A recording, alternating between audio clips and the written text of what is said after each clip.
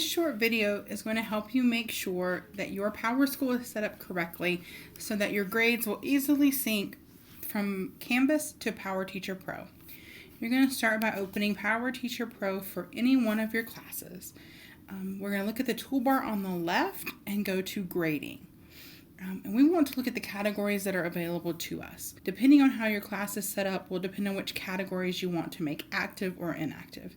Inactivating categories you don't use will mean less clutter to your Canvas assignments page and to your Canvas gradebook. So any categories that you don't use, you're going to want to turn off. So for example, if I don't want to use projects because I'm going to count them like tests, I'm going to come over here to the pencil. I'm going to select all of my classes by the class that's currently activated and other classes, and I'm going to inactivate it.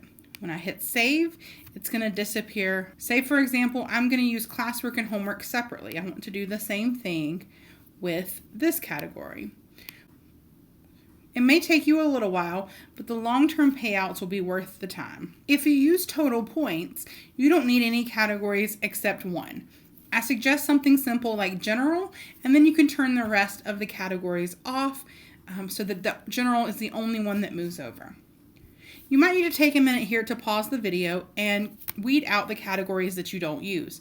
One tip is that Canvas does better with categories that are created by the district rather than ones you create yourself.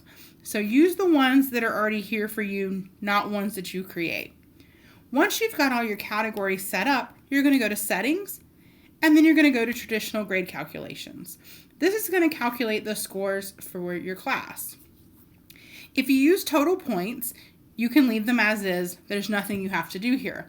But most people tend to use category weights, and we have to set those up for each quarter. So you're going to click on the pencil, and you're going to want your calculations to be category weighting.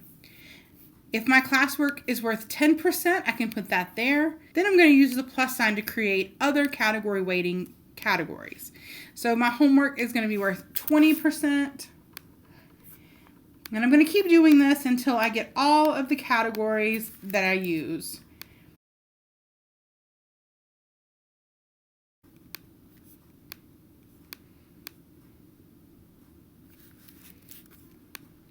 Once I have 100%, I'm ready to go, and I can click Save.